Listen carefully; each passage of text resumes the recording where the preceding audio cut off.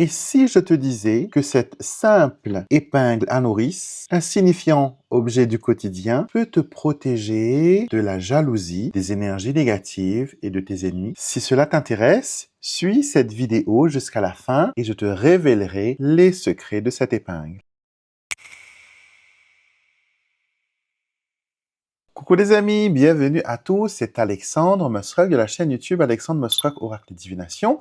Et aujourd'hui, c'est pas pour un tirage, mais plus pour une explication. Je vous donne souvent sur cette chaîne des rituels, des connaissances qui sont accessibles à tous et surtout des rituels simples mais très puissants qui sont là pour vous protéger, pour vous mettre en sécurité et pour vous permettre aussi de réaliser vos souhaits dans le monde physique. Donc si vous aimez ce style de vidéo, bien sûr, n'hésitez pas les amis, venez vous abonner, c'est tout simple, vous cliquez sur le bouton juste en bas de l'écran, c'est totalement gratuit. Et cela vous permet de rejoindre la communauté, de bénéficier de rituels gratuits que l'on fait durant les pleines lunes et les nouvelles lunes, et aussi d'être averti à chaque fois qu'une nouvelle vidéo est mise en ligne sur la chaîne. Donc, je vous ai parlé souvent de petits objets, de petits rituels pour la protection, et aujourd'hui, je viens vous parler de l'épingle à nourrice. Les épingles remontent déjà depuis l'Antiquité, chez les Romains, mais aussi chez les Grecs. Donc, on voit qu'il y a une histoire quand même avec ces épingles-là. Ils étaient appelés des fibules. Et elles étaient utilisées pour attacher des vêtements. Et d'ailleurs, on continue à utiliser ce style d'épingle en Inde, par exemple, pour attraper les saris, pour tenir du tissu quand on fait un drapage. Les épingles sont utilisées pour faire tenir les choses. Épingle à nourrice que tout le monde a chez soi, je pense, quand on achète des fois des vêtements. Nous avons chez certains, chez Zara des fois, je crois que c'est comme ça, ou le petit carton qui retient l'étiquette du vêtement, il y a une mini épingle à nourrice. Et l'épingle à nourrice, peu importe sa taille, peut être utilisée pour la protection. Ok? Donc, on le connaît, bien sûr, à l'origine pourquoi épingle à nourrice? Parce que c'était utilisé dans le temps pour attacher les couches en tissu que l'on mettait sur les nouveau-nés. On mettait aussi accroché, la sucette, les petites médailles quand l'enfant n'était pas encore baptisé. Donc, cette épingle à nourrice, elle est rentrée dans nos vies vraiment pour nous apporter la sécurité et elle nous permet de tenir les choses bien comme il faut, bien à l'endroit que nous voulons. Et du coup, elle peut être utilisée dans le monde spirituel, dans des rituels. Ok? Déjà, je vous explique quelque chose. L'épingle à nourrice, ici, le petit rond, le petit ressort, déjà, ça ressemble à un œil. Donc, bien sûr, tout ce qui est représentatif d'une forme naturelle d'œil dans la nature, tel que le nasard et tout ça, sont utilisés pour justement lutter contre les jaloux, contre l'envieux, contre le mauvais œil. Donc déjà en lui, il y a cette création d'œil. Et surtout, on peut fermer, il y a un clapet qui permet de fermer l'épingle à nourrice. Donc on peut aussi fermer le clapet des personnes qui parlent dans notre dos, n'est-ce pas? Donc, l'épingle à nourrice, traditionnellement, et j'ai appris aussi beaucoup de choses quand je suis parti en Italie, on a échangé avec des personnes qui pratiquent aussi les rituels là-bas. On le met dans le col, vous voyez, à l'arrière de votre col, vous épinglez votre épingle à nourrice. Toujours cette partie-là, elle doit pas être comme ça, hein, quand vous la fermez. Elle doit être comme ça, dans ce sens-là. Quand vous l'attachez, elle est attachée ici, elle tient là. Et vous la mettez, dans votre col. Vous pouvez le mettre dans le col de chemise, le col de votre manteau, le col de votre pull.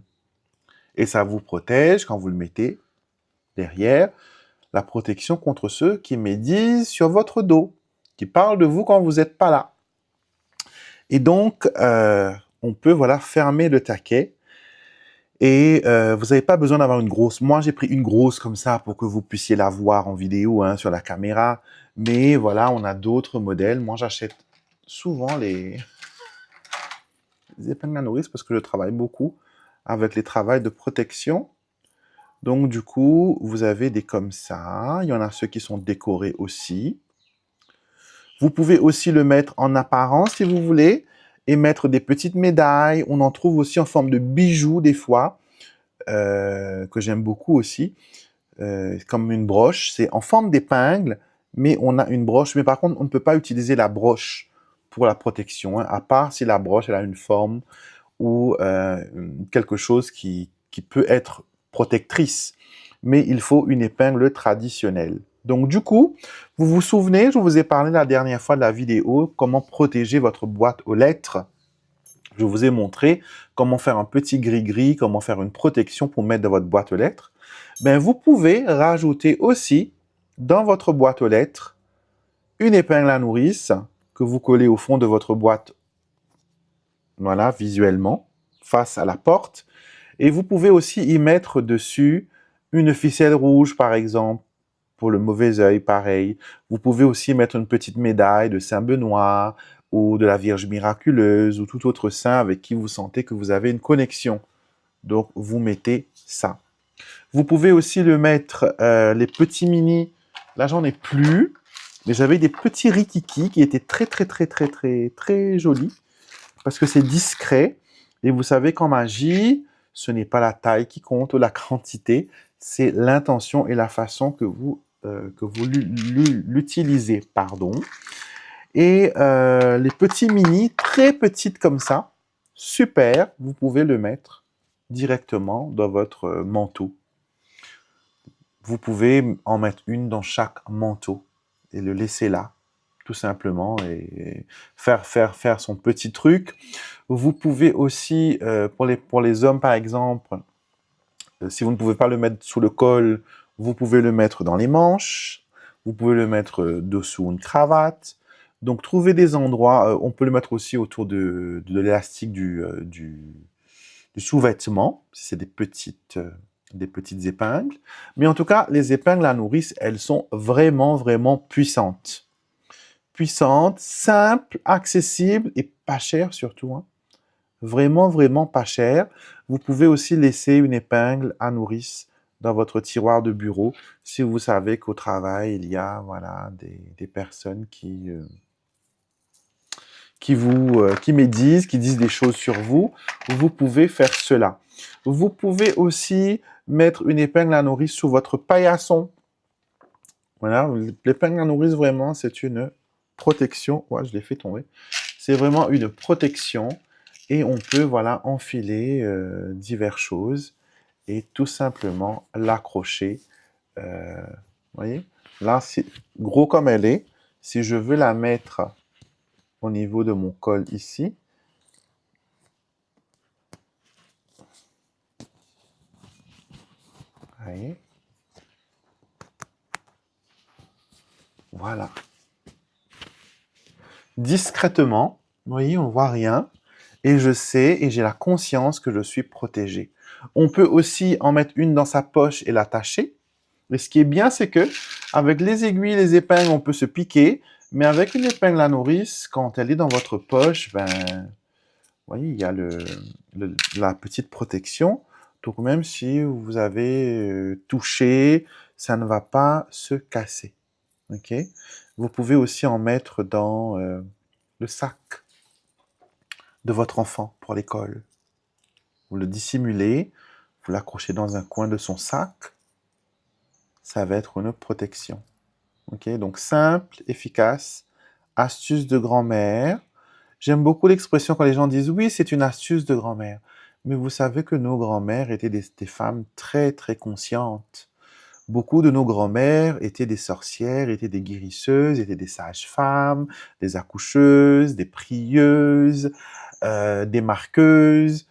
Voilà, elles avaient la magie en elles et beaucoup des astuces que l'on trouve pour le nettoyage, par exemple, qui dit c'est que c'est, voilà, ces recettes de grand-mère, oui, ben, la grand-mère, elle avait une pratique magique, une pratique qui alliait religion et magie, et cela a traversé les siècles. C'est pour ça qu'on retrouve, par exemple, j'ai été très étonné, parce que pour moi, la protection de l'épingle, c'est quelque chose qui est natif aux îles. Mais bien sûr, avant de venir dans les îles comme nous, par exemple, notre île, elle n'a jamais été habitée. Elle a été colonisée. C'était une île vierge. Donc forcément, il y a eu des gens qui viennent de tout, de la France, de l'Europe, de l'Afrique, etc. Ben, en Italie, on retrouve beaucoup de nos traditions créoles légèrement changées, mais l'essence est la même.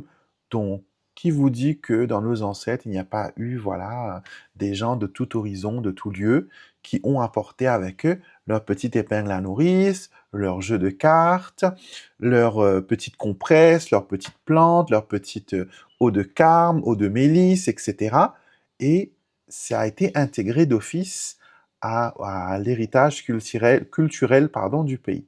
Donc, les recettes de grand-mère, sachez-le, ce sont des recettes qui sont spirituelles. Peut-être que les gens n'avaient pas encore cette compréhension scientifique de savoir quand on met du bicarbonate dessous et du vinaigre, ça fait mousser et ça peut détacher, ça peut enlever la rouille, etc.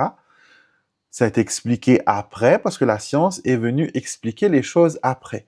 Mais à la conception, ce qu'on appelait science était considéré être magique. Et vraiment, quand vous regardez la science, il y a pas mal de choses qui restent quand même inexpliquées, que l'on sait que c'est là, que c'est possible, que ça existe, mais on n'a aucune preuve euh, pour démontrer comment le mécanisme fonctionne, quelles sont les ficelles et les facteurs qui font que ça marche.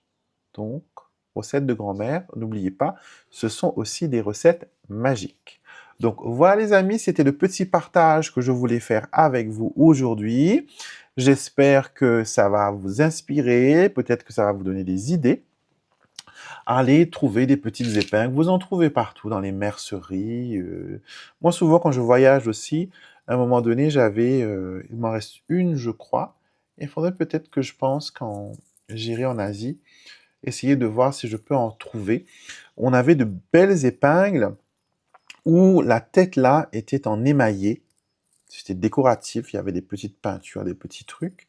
Donc il faudrait que j'essaye à mettre sur mon petit carnet, voir si on peut ramener une épingle. En parlant de voyage, vous pouvez aussi mettre des épingles à nourrice dans votre valise, accrochées à la paroi de votre valise. Et marchez toujours avec des épingles parce que vous savez quoi? Les épingles ne sont pas juste pour la protection, elles sont aussi là pour, si par exemple vous avez un bouton, le bouton de votre pantalon qui a sauté et que voilà, vous ne pouvez pas marcher sans bouton, ça ne tient pas. Une épingle peut vous aider. Voyez? Quelque chose qui foire votre taquet de fermeture éclair qui casse, vous remplacez le taquet par une épingle. Moi, ça m'est déjà arrivé à l'aéroport d'avoir le truc le taquet, pas le zip lui-même, hein, pas la fermeture éclair elle-même, mais le taquet qui est fixé à la fermeture éclair qui permet de le manœuvrer, qui casse une épingle à nourrice dans le mécanisme, me permet, voilà. Vous voyez? Épingle, il faut toujours en avoir sur soi, surtout quand vous avez des enfants. Parce que voilà, il y a des choses qui cassent que l'on peut fixer. On se dit souvent, ah, si j'avais une aiguille, un fil. Des fois, une simple épingle peut, un bouton de chemise qui part à la vrille. Vous pouvez, voilà, épingler, un vêtement qui se déchire, etc. Quelques petites épingles et le tour est joué. Les épingles, c'est magique. Donc voilà, les amis, pour le petit partage de connaissances du jour. Dites-moi en commentaire, est-ce que vous avez déjà utilisé des épingles dans vos prières, dans vos rituels de protection? Est-ce que vous avez déjà eu des résultats? Est-ce que vous ne saviez pas peut-être que vous allez essayer maintenant? Partagez avec nous, dites-nous ce que vous en pensez. Et d'ici là, bien sûr, n'hésitez pas à m'envoyer des mails, à me contacter si vous avez besoin d'une consultation privée. Je suis toujours disponible pour cela. Et bien sûr, moi, je vous retrouve avec beaucoup de plaisir pour une prochaine vidéo, pour un prochain partage. Et prenez soin de vous, les amis. Douceur, connexion.